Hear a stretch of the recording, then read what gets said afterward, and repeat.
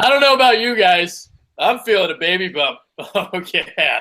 That Claude Giroux goal from the other night, it got me pregnated. I'm not going to lie. I think I'm having twins. Mike O's, I completely butchered that. Brian Wright, Caleb Weiler are both here. I got ahead of myself. Eagles show is next. We're talking Flyers to start. So they've been getting into these early holes, and, well, Michael Neuwirth, he's letting it through his 5-hole as well.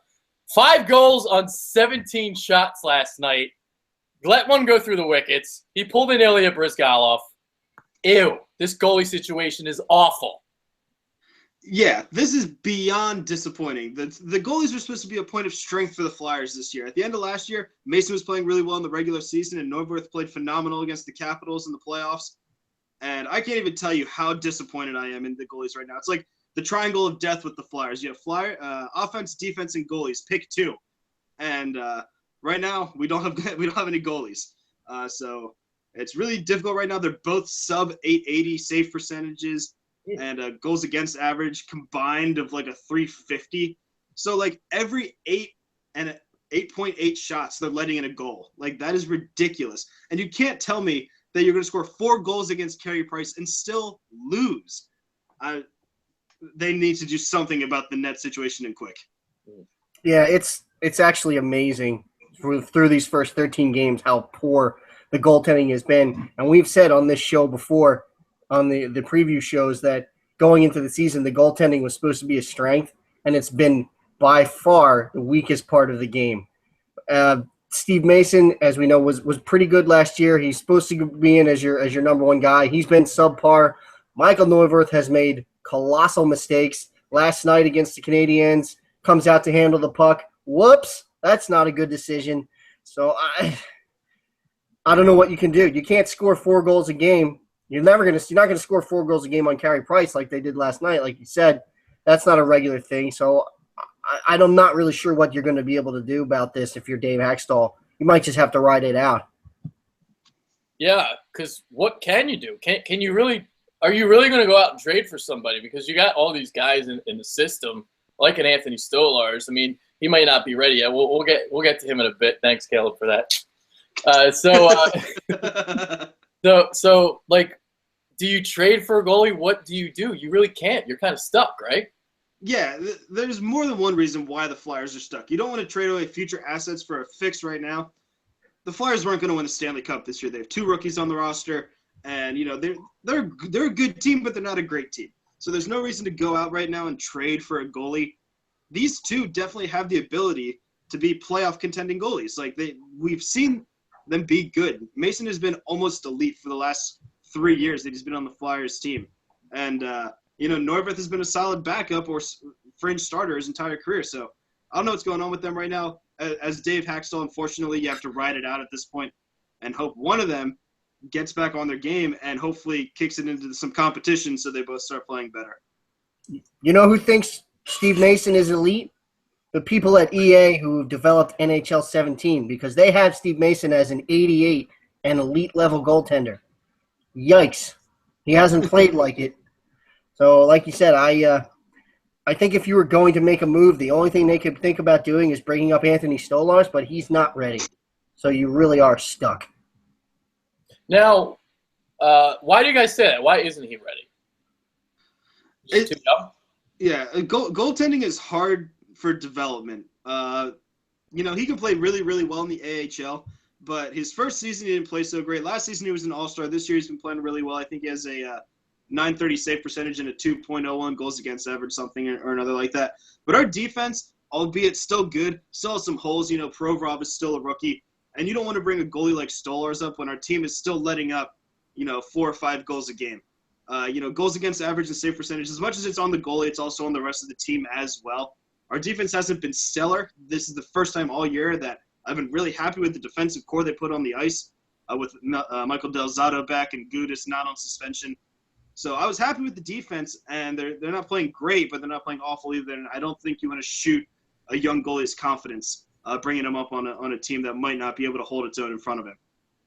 Yeah, I agree with what you said. I think you equate the development of a goalie to almost like when you're deciding to bring up a starter in baseball. You don't want to bring him up too quickly because if he gets knocked around, the confidence could be shot. And I think that's a possibility with Stolarz. The defense has been okay, but you put him up there and let's say you give him a start against the Rangers and Andrew McDonald is still out there and he's making mistakes and he's having an off night and all of a sudden he gets 5 put on him and then his confidence is shot for the next couple of weeks. I don't think you want to see that happen to the young kid. Let's say it continues to be a slap show in net. Like second half of the season, right? Maybe even the 3/4 mark. Do you even consider it then, or do you're just leaving Stolarz in the minors? I think there is a chance at some point that you see Stolarz come up. I don't think it's right away because you don't want to make a move like that out of necessity. I think if one of the Flyers goalies does tend to turn it around, the other one's going to get traded. They're both in contract years. Mason's up after this year, and so is Neuwirth. And neither of them are probably going to be the goalie of the future after this. And, they're not old, but they're not young either. And with Sandstrom, Lyons, and Stolarz, and so many other goalie prospects that Ron Hextall has filled the cupboard with, there's really no reason to go out there and really rush any of these guys to play. But if the Flyers end up, injury or one of them gets traded because he starts to play well or doesn't play well, there's a chance we definitely do see him later in the season. Yeah, I think you might see him, but it's going to be later in the year. It also might depend on where they are in the standings. If they're out of it, and you have to decide what you're going to do with these two guys because they're both on contract years, so one might get traded. But if they're struggling and they're not quite in the playoff picture, then I think you might see him get a shot at it. But other than that, I don't see it happening right now. Okay. All right, moving on. Next topic. These early holes that they're falling into. The goaltending isn't helping. The defense isn't helping, like you guys were kind of saying before. But what the hell? It seems like every game they're up 2-0, 3-0, but they'll come back. They'll come back against the Blackhawks, the Sabres, all that. It's crazy, but man, at some point you got to get off to better starts. Yeah, well, they did get off to a really good start against the Canadiens. They did go down early, 1-0, but they did end up scoring 2 first-period goals and went into the second period, tied 2-2. And I think it does have something to be said about Neuwirth in net. He didn't play very well, as we have been venting about for the last couple minutes. And so the Flyers themselves did get off to a good start. So I was really happy to see that. But it is definitely difficult watching the team have to come back because eventually that's not going to work. Eventually you're going to go down 2-0, 3-0, and you're not going to be able to score those goals, and the other team's just going to shut you down. So they definitely need to be able to come out with more fire in the first period and just play a complete game. I mean, they did just put up 40 shots against the Canadiens, and they're the best team in the league right now. They're 9-1-1. They did get shafted 10-0 the game before the Flyers. So I was expecting a retribution game, and the Flyers still came out and put up a 4 spot on Carey Price. So they did play well. They started well, and I'm hoping they can continue that into the next couple games. Yeah, by the way, 10-0, how does that happen if you're the Montreal Canadiens? When I saw that score and then I realized the Flyers were next on their schedule, I was like, oh, God, they're going to come out and just whack us. And they didn't. The Flyers did start out pretty well in that game against Montreal. The Flyers historically have had some trouble in Montreal, but as Laviolette would say, they need to figure out a way to play with more jam in the first period because you cannot continue to start games down 1, down 2, down 3, even down 4-0 against the Blackhawks midway through that game. You got to give the team credit for being able to have the resiliency to come back and tie these games and eventually win it late, as has happened so far. But that's not a recipe for winning hockey. Hextall has to do something to figure out how to get them to get their legs underneath them quicker. Yeah, I agree. Agree with both of you guys. So, yeah, man, jam and peanut butter goes well together. It's going to help you through my pregnancy. Moving on to Claude Giroux. So he's a point behind the leaders for the point lead. 14 points on the year, 11 assists, 3 goals. Point behind, I've been kind of not wanting to say this, but I'm going to try. Anisimov, Kane, and Kucherov. Close, very close. Kucherov, whatever the fuck he is. There you go. Kucherov. There you go. All right, whatever. Okay, so clearly now you guys know I don't know shit about hockey. So Giroux, this season, I mean, he's been great. What are you guys' thoughts on his play? Jerusalem. He has been phenomenal. I mean, you always expect Claude Giroux to be well. He normally doesn't start too quickly, but he has this year. Obviously, 1 point behind the leaders, and Patrick Kane and Artem Anisimov play on the same line, so it's not surprising to see them up there. Nikita Kucherov is just a beast after signing a new contract with Tampa Bay. He's just a good young player. So seeing Claude Giroux being able to keep up with these guys is awesome to see.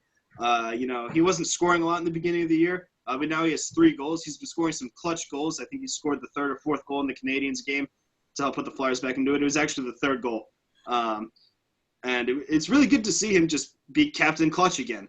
He's making great passes, making solid shots, and I think he's going to be able to keep it up for the rest of the year. I'm really happy with his play. Yeah, we've had some friendly debate on this show about Claude Giroux, but I have to say, through the first 13 games, I've been nothing but impressed with him.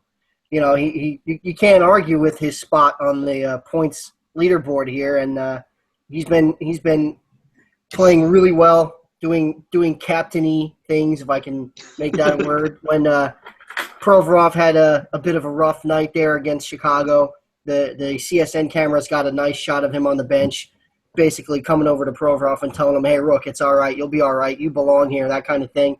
That leadership doesn't go unnoticed in the locker room, and he's been making some great passes, especially there to Voracek for the OT winner against Detroit. Passes like that win you games. So he's been phenomenal. Oh, yeah, my turn. My bad. Okay. Yeah, so, all right, let's talk about the shootout goal, because I brought it up to start the show. Did you guys need to change your pants? Kind of, yeah. Yeah, at least 3 times. Wow, great. Yeah. Triple wrapping it. Yeah, it was crazy because the puck was bouncing over everybody's stick that night. The ice was not great in the Barclays Center. They're actually talking about resurfacing the entire ice over there because of how bad it is. And he still made that. There are no words for the sexy goal that he had there. He made 4 or 5 moves after Halak was already out of it. Kind of just like a slap in the face to him at insult to injury there. And it's when you see the opposing goalie go down on his knees and start crying before the puck is even in the net, you know it's a good shootout move. Oh yeah, that was some filth right there. A couple of dekes. By the time the puck's in the net, Halak has no idea where he's going. And I think Jim Jackson on the CSN broadcast actually said, the ice is bad, he doesn't even care, and he still scored. Speaking of ice, I don't know what they're going to do in Brooklyn about that ice surface, because that has been the worst ice surface in the league since that building has opened for hockey. They have to do something. But yeah, Flyers are 2-0 in shootouts. Never thought I'd say that. It's kind of a miracle. But the goal that he scored there again to win it against the Islanders, I don't know if you guys remember, I think it was probably 2 or 3 seasons ago. He had that one shootout goal against the Maple Leafs with Gustafsson in goal, where he kind of dekes, pulls it back, and then goes top shelf on. Do you remember that one? Yeah. Kind of reminded me of that a little bit, although it's a bit of a different move. But the same reaction, which is absolute filth. Yeah, that was the Datsuk, and it was filthy. Oh my God. There's just nothing to say about Claude Giroux's hands. They are second to none. Yeah. He takes the goalies to Jerusalem. That's what he does. That is what he does. By the way, can you imagine if it was Flyers fans throwing water bottles out there on the ice and how much coverage it would have gotten? Oh, yeah. That would have been – no good. That would have been Santa Claus all over again. Because anytime something like that happens not here, it gets passed over. When it happens here, it's the worst thing that's ever happened in human history. Yeah, you stole the words right out of my mouth. Santa Claus 2.0. And you have to give props to Travis Konechny. Those 19-year-old reflexes. He caught that water bottle right out of the stands like a beast. And he had to show some restraint not to chuck it back up there. Yeah, especially as a 19-year-old kid. I don't think I had the same amount of restraint that he did at that age. So good for him. I think I would have given that Sixers fan double bird as I'm throwing it back up into the second level. Can't say I disagree. Santa Claus, Santa Claude. It's all the same. It is. Yeah. All right, let's talk about the rookies now. Travis Konechny, Ivan Provorov. Konechny, 3 goals, 6 assists on the year. Provorov with 6 assists. So what are your guys' thoughts on their play so far? I'm extremely happy with the way the rookies are playing. Travis Konechny, every time he's on the ice, is a threat to score a goal, put up a point, make some sort of spectacular play. He's like just dancing around people, and it's phenomenal. And he's only going to get better. You know, the players at that age, in the forward position, peak around age 23. He's only 19. He's going to be really good. I think he's going to be a Claude Giroux type player when all is said and done, which is going to be awesome. And Ivan Provorov, I haven't seen him make any crazy rookie mistakes. Yeah, that's a couple pucks by him, but he's been playing way above and beyond what he was doing after that Blackhawks game. He's playing a lot better. I'm really happy with the amount of points he scored. I mean, if he can put up 40 points this year, he's on pace for like 35, which is what I pegged him at the beginning of the year. I'd be happy with that. I would like to see him score his first NHL goal, more so for him than for me. I mean, if he's putting up assists and playing sound defensively, I don't care how many points he puts up. But there's nothing bad I can say about the way the rookies are playing right now. Yeah, I've been very impressed with the 2 young guys. Konechny playing on a line with Voracek and Couturier. You've got a legitimate second scoring line now with the 3 of them up there. So, and he's got exceptional hands. You saw the goal he scored, I believe it was against Detroit, where he gets in. The Mrazek makes the stop, but he's quick enough to get the rebound and fire it in there. That's exceptional hands for a young player. And Provorov, while he had his low point of the season there against Chicago, I think he's been really solid defensively. He's had a couple mistakes, as we saw, but he's growing, he's learning. And much like I think an offensive lineman in football, when you're not saying the defenseman's names a lot in hockey, that means they're not making a lot of mistakes. So I think he's done a really good job. Yeah, I remember I was at the Hurricanes game, but I'm talking about Provorov here. Hurricanes game, he was struggling prior to that point. They made a defensive switch. They put Brandon Manning with him instead of Mark Streit. Started playing, had a great game. I was there up, for whatever reason, Philly Influencer is sending me to the games and up in the press box. I have no idea why. I mean, I took a piss, by the way, 2 stalls next to Bob Clark. So proud. Awesome.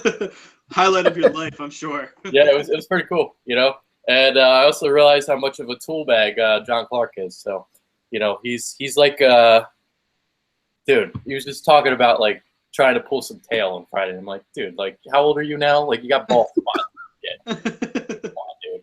So, yeah, very professional in his suit, talking about, chicks and shit. So, yeah. So, all right, let's move on to Jakub Voracek. Kind of butchered his name. 6 goals, 7 assists on the year. Continues to play well. So, and this comes off a season where he didn't play well. So Voracek, he's been killing it. Yeah, every other year instead of Voracek, he becomes Skorchek. So he didn't play too well last year. I mean, he did play well. I mean, he had I think it was 11 goals and 55 assists or 55 points overall, something like that. And I mean, he's just been so good this year. You can just tell that he's one step ahead of everybody else on the ice, at least on the other team. I think everybody, when they're playing with him, knows where he's going to be. But he's been playing great this year. 6 goals is phenomenal, and 7 assists is definitely where I like him to be. I think he's going to continue to put up points, especially playing with a young player like Travis Konechny. He probably wants to play well because he wants Travis Konechny to play well with him. And having Couturier to anchor defensively on that line is huge because that kind of allows Voracek to roam around and do what he does best and, drive play, control the puck, and beat people with his body. And he's been able to do that all year so far, and as long as he stays healthy, it's going to be a big year for him. Yeah, we kind of called it on the show that Voracek was due for a bounce-back year after a subpar season last year, although he was injured for a lot of that season. But he's been excellent. He's back to his old self. He's flying down the wings. He's getting good shots off, getting good goals. He's showing some resiliency that the Philly fans love. When he forget which game it was, when he got absolutely destroyed in the middle of the ice, comes back on a couple minutes later to score the overtime game winner. He's feeling it right now, and you can tell that he's confident, and I think he's going to have a big year. Okay. All right, so obviously Flyers right now 6-6-1 on the season. Just got over 500 the other night, so for the first time all year. So let's close the show now. Any final thoughts? What are your thoughts so far? 6-6-1. They're dead even in the standings. 500. Yeah, the problem is the Flyers was so much better if the goalies were playing well. They probably have at least 2 or 3 more wins, and 9-5-1 looks a lot better than 6-6-1 or whatever that is. I'm not that good at math right now. So 6-6-6. Yeah. So it's definitely difficult because the offense is playing well, the defense is playing all right, and the one time you need your goalies to play well because the rest of your team is gelling, they're not. So I'm really hoping they can bounce back. I know they have it in them. It's going to be tough. And final thought on something a little bit different. Doug Peterson, I hope he gets fired. Don't worry, I'll be venting about him in about 5-10 minutes. That's what you call a mic drop, right? A little bit, yeah. I'm just going to shut the iPad now. Puck drop. That was fantastic, by the way. Wait, what? Yeah, what were we talking about? Oh, the 6-6-1 start. No, I think that's the last couple of years. The last couple of years, the Flyers have been up and down the first month or so of the season. Definitely a better start than last year. I think as the season goes on, I think you're going to see them get better. I think they're going to make their typical, post-Christmas break, January, February run and get up into a playoff spot. But the talent is there, and if we could just get the goaltending to play average, they would be much better off because they can certainly score goals. So I think we're doing okay. They could be better, but they're doing okay. And I think the winning streak or unbeaten streak is going to come later in the season. All right. So maybe a goalie starts standing out a little bit, has a nice little hot streak, and they can get a nice little run going. So we'll see what happens. All right, Caleb Weiler, Brian Wright, I'm Adrian Fedke. We're out. Go Flyers. And fuck Doug Peterson. Fuck you, Doug. Piece of shit. Bye, Bring Doug. back Chip.